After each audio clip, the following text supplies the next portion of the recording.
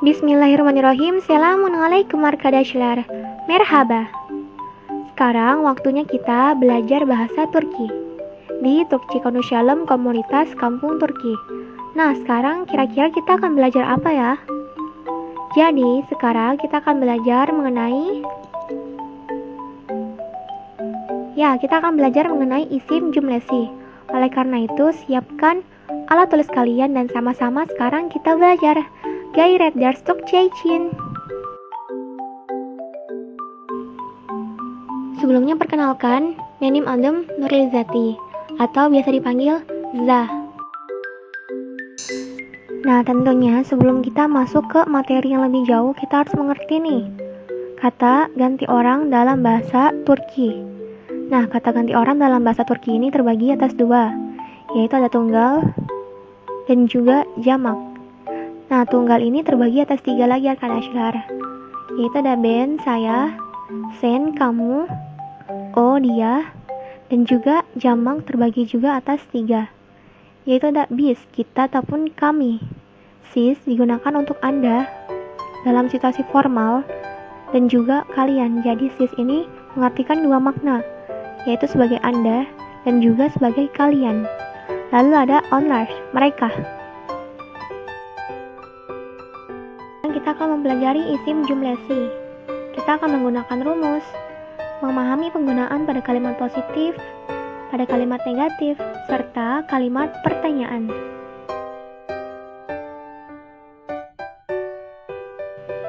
Isim jumlesi, kalimat yang tidak mengandung kata kerja. Contoh-contohnya ada mimar ataupun arsitek, hemşire ataupun perawat, mutlu ataupun senang, dan iyi ataupun baik. Sebelum kita masuk, perlu diketahui bahwasanya isim jumlesi terdiri atas 4 bagian. Yang pertama ialah olumlu ataupun positif, yang kedua ialah olumsus ataupun negatif, yang ketiga ialah olumlu soru ataupun pertanyaan positif, dan yang terakhir ialah olumsus soru ataupun pertanyaan negatif.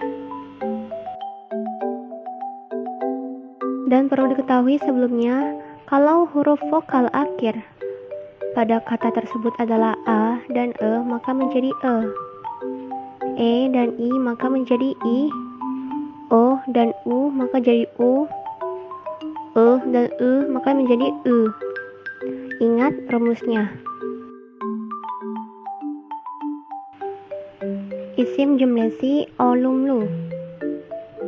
Rumusnya ialah subjek, isim, syahs eki. Syahs eki itu apa? Syahs eki ataupun kisi eki adalah tambahan daripada subjek. Contoh, ben öğrenciyim. Asal katanya ialah öğrenci ditambah ye, ditambah im. Nah, im ini ialah syahs eki. Lalu misalnya pada kata sen ataupun untuk kamu, öğrenci plus sin. Sin di sini ialah syahs eki. Siz öğrenci plus sinis. Jadinya sinis di sini ialah syahs eki. Lalu pada kata bis, öğrenci plus y plus is. Is di sini ialah syahs eki. O tiada syahs eki. Onlar öğrenci plus ler. Ler adalah syahs eki.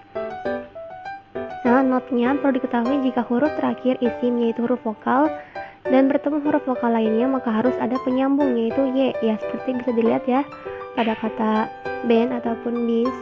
Contoh lainnya ialah hasta plus y plus hastayım. Saya sakit.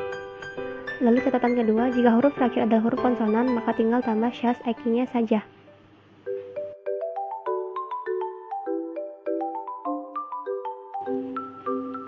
Isim jumlesi olumlu, kalimat kata benda ataupun sifat yang bersifat positif. Bisa lihat contoh di bawah ya. Örnek, ada çalışkan, rajin, öğretmen, guru, dokter, şoför, supir.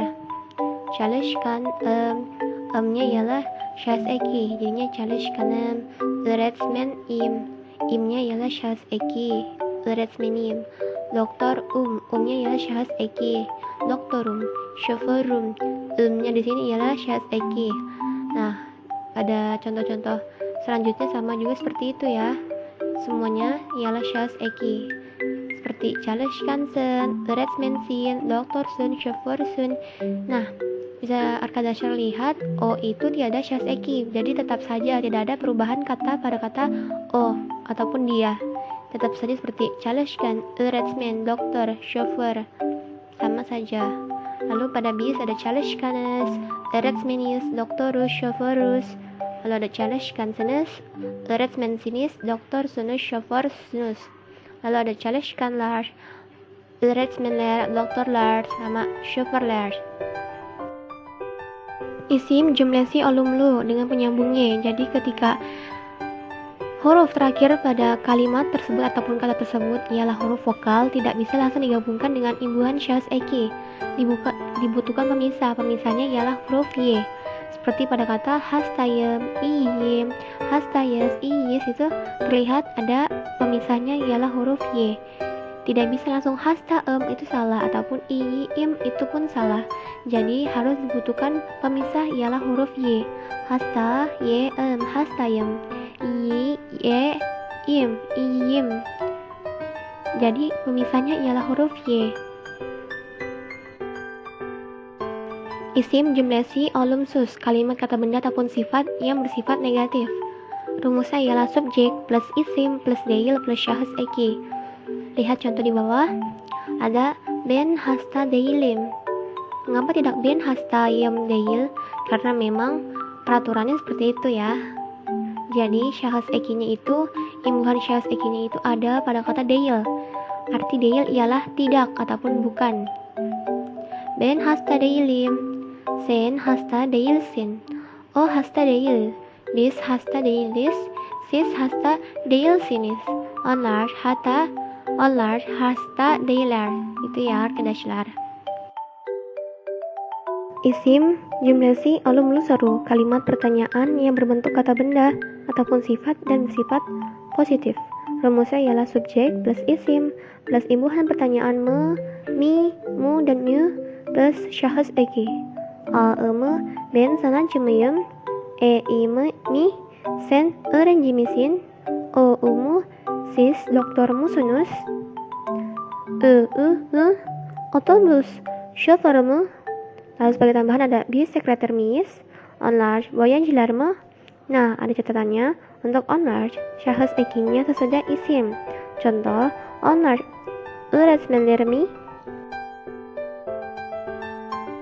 Jumlesi olumsuz suara, kalimat pertanyaan yang berbentuk kata benda ataupun sifat dan bersifat negatif. Rumusnya subjek plus isim plus deil plus imbuhan pertanyaan me, mi, mu, me plus syahs eki. Lihat contoh di bawah. Ben hemşire değil miyim? Sen hemşire değil misin? Siz hemşire değil misiniz? O hemşire değil mi? Biz hemşire değil miyiz? Onlar hemşire değiller mi? Untuk onlar selalu ler karena ambil huruf terakhir dari deil. Jadi tidak menggunakan lar. Jadi semuanya menggunakan ler ya arkadaşlar. Lalu onlar contohnya öğretmen değiller mi? Bukan değil miler. Tamam.